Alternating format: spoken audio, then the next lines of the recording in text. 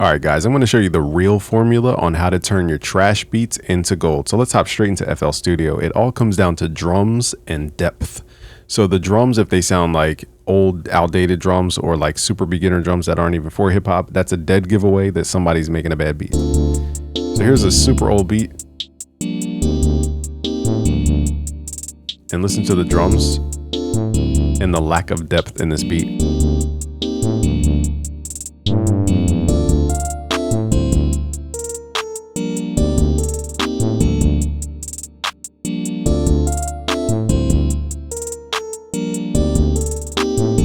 All right, so rule number one, swap out the cheesy drum sounds. Okay, so let's focus on the drums specifically because this is where a lot of beginners what I recommend to a lot of beginners is just take a whole entire day and just go out and look for every drum kit you could find. Drum Broker has the best drums for hip hop, like boom bap hip hop.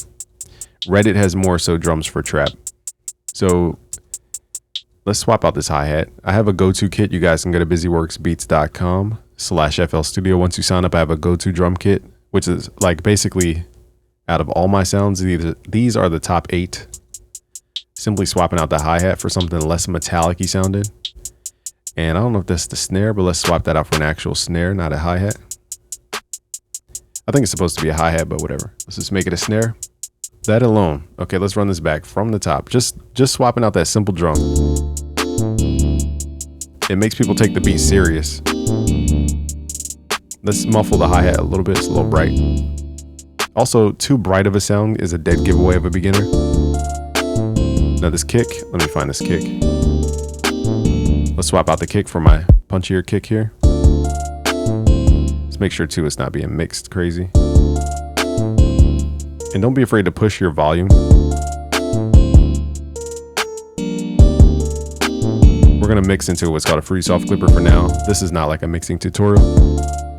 But don't be afraid to push your kicks and snares. Let's turn up the snare, for example. And also too, this R&B snare is not really hard hitting enough. And then we can boost that snare. All right, so simply just swapping out the drums gave it much more lift. Now let's swap out this keyboard sound. Let's use something a little more upbeat. I'm just gonna use the UA stuff for now, just to show you guys like what a real E-piano sounds like. This may take a little time to load. See that authentic quality? Let's turn off the bass for a second. So even with the same chords, I didn't change anything. Also too, the depth in this, everything has the same velocity. That's why it sounds so amateur. Let's go to the tools tab. Let's go to humanize. This is a great tool to use to fix up your lack of velocity changes. Also too, you want to download what's called the remove overlap scripts from the piano roll scripts section of the Image Line forums. When you humanize notes, it basically creates overlapping notes, so you guys got to be careful there. So now we have more of a bounce because in real life, you don't talk like this, and every second you do not talk like this. And if everything I said was the same volume, it would sound crazy. I'm talking at lower volumes, higher volumes. There's inflections. That's depth. Okay, it's the ups and downs of stuff. Now let's switch this bass out for something. Let's just keep it to the UA stuff for now because it has a lot of depth to it. And even without sound designing like crazy, let's add a filter. Give it a release tail.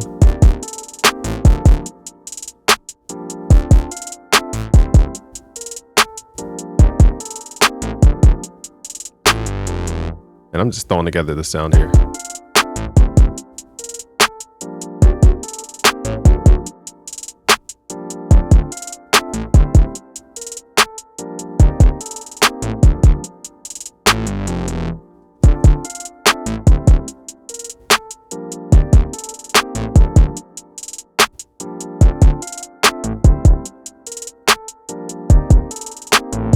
There we go. I can't figure out where the release tail was. Here it is.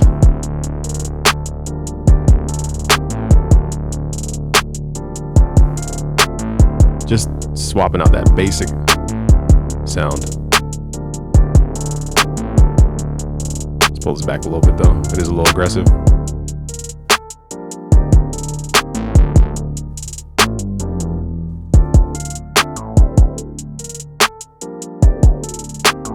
So again, same chords, same bass, same everything. The only thing is we swap the sounds out.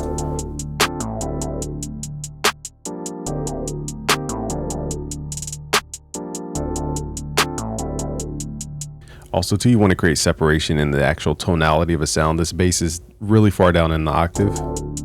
I teach a 4-layered process. Basically, you have the top line. This is your memorable melody. You have the harmony section. This is your chords. You have a contrast section here, which is like the bass and the counter melody. And you have what's called a rhythm section. So the drums are your rhythm. The contrast is your bass. This is the chord section. So what we're missing here is the top line. And again, we're not trying to make the craziest beat right now. I'm just showing you guys how we turn that basic beat.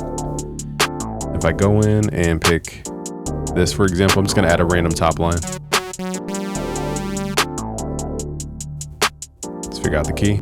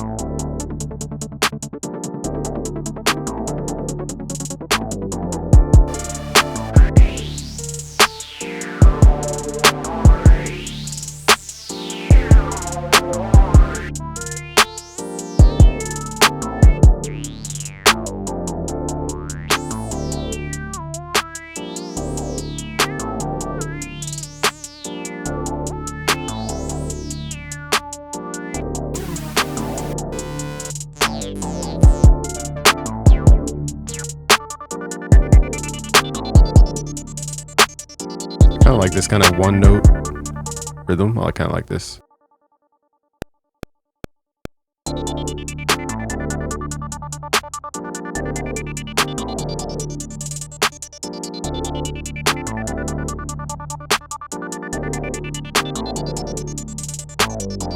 That's why my 4-component original system at busyworksbeats.com works all of the time. I created this composition system because people kept telling me they had beat block, and I'm showing you guys literally how to add to your beats to where you're not getting stuck. Now, on top of these 4 components, you have what are called expression layers. So the same way that I could speak like this, we could do the same thing with our instruments. Now, again, am I going to sit here and produce an entire track to explain this? Not necessarily, but let's see if we can find a sound. Now, the difference between an expressive layer and a regular layer is expressive layers are trying to do a lot. You know, they're trying to express, have, you guys might call these accents or phrases. They don't necessarily last a long time. They're just there for exaggerated movement, which creates depth. Okay, so drums and depth, remember that formula.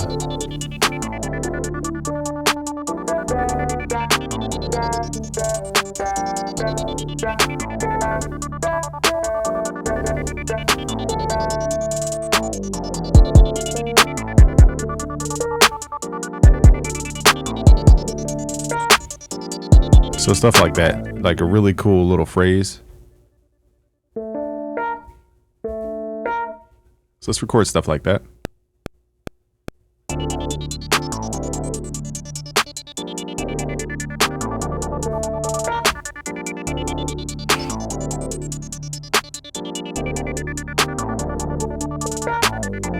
A little sloppy on the timing there, but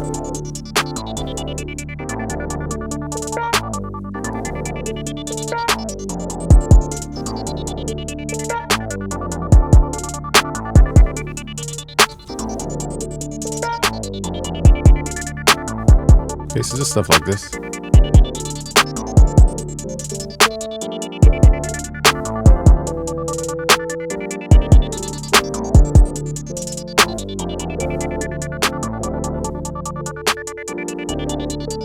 And also for the harmony expression, I might make really big chord extensions.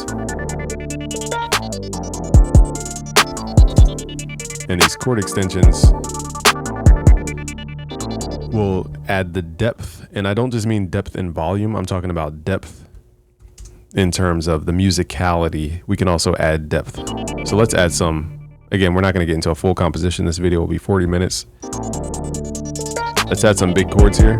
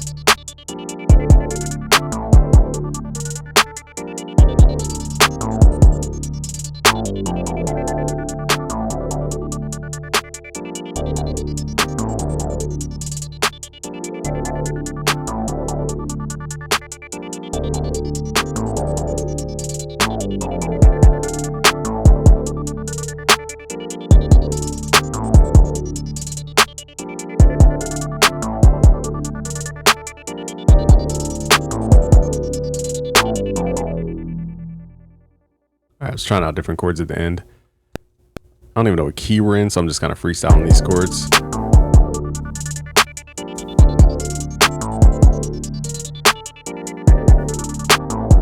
Also, the bass could be a little thicker. Take down some resonance.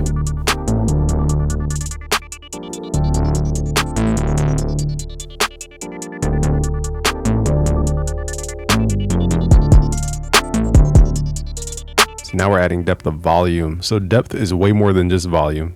You got to think about transients and you got to think about the low levels of your audio. But depth is also how deep does the harmony go? How much harmony are we pulling upon? So again, we didn't spend a decade on this beat, but it's way better than where we started.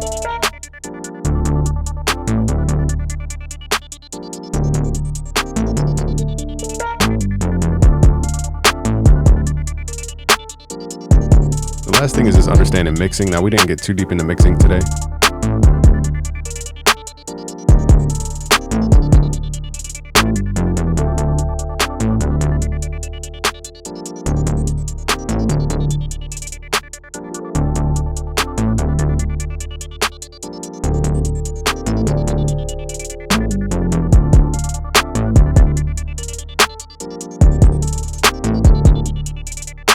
Here's another thing about you guys' beats is the same thing with the bass. It's the same velocity all the way through, so it sounds very just boring. Let's humanize this. Now we're going to use the humanize tool, but not the time part, not the time offset. Let's pull that time range to 0. We just want the velocities to be different. Also too, what was I going to say here? I forgot. Oh, the timing. So for example, I think all these notes are super quantized to the grid. You don't have to necessarily offset within the piano roll itself. You guys could actually go to the channel rack, go to your instrument, go to the cog icon, go to where it says time, and go to time offset or time shift, depending on which FL Studio you're in. This small little shift in time makes your drum sound way more professional. And it's just a small little tweak. You don't have to do it for everything, but it helps for drums, your hi-hats, your kicks, your snare.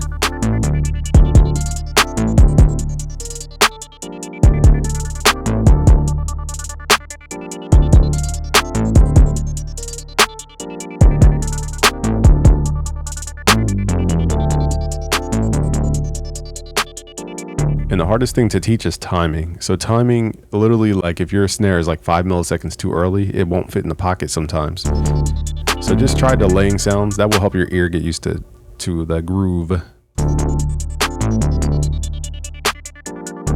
So now I'm just gonna freestyle other stuff over this beat.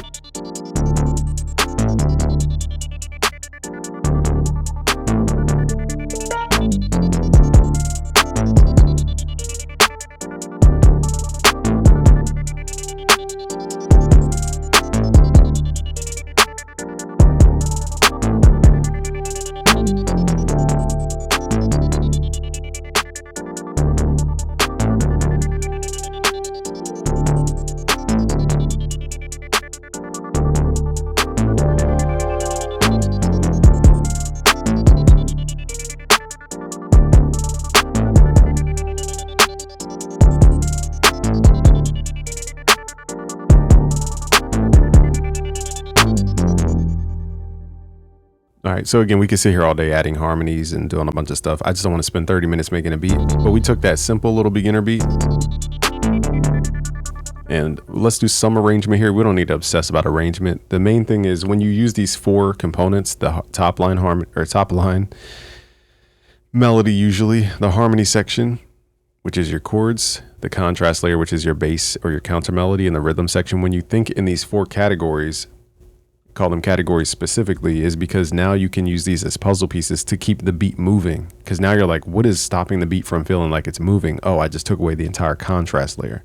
And you'll feel why the beat feels like something's just missing.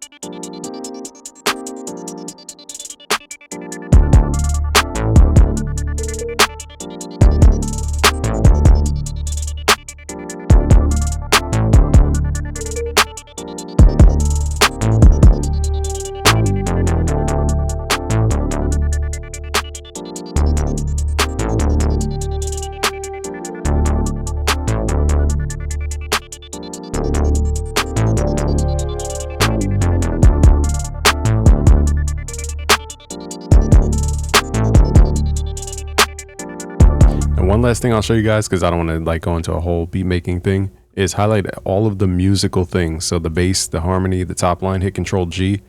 Don't select your drums because this won't do the same thing. And then what you could do is right click over here on the picker panel, transpose. Let's go down 3 keys. I like to go down 3 and up 3 from wherever we started.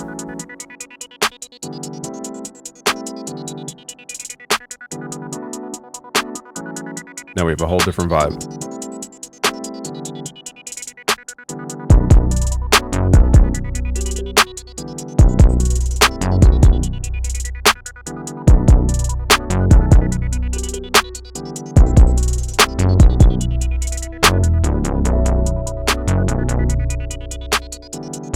This is a much better key.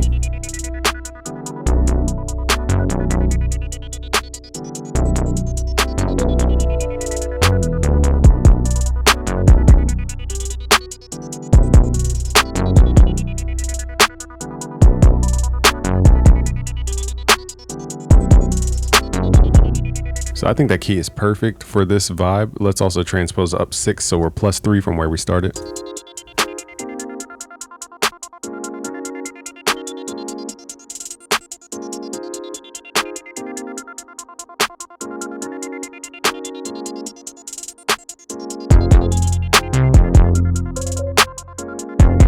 Yeah, so I like the where we were before. All right, so that's that final little thing you guys could try to turn your beats into something way different. So guys, I showed you every step on how to take your beginner beats to pros using very simple solutions. Go to busyworksbeats.com/FL Studio to learn more. Peace.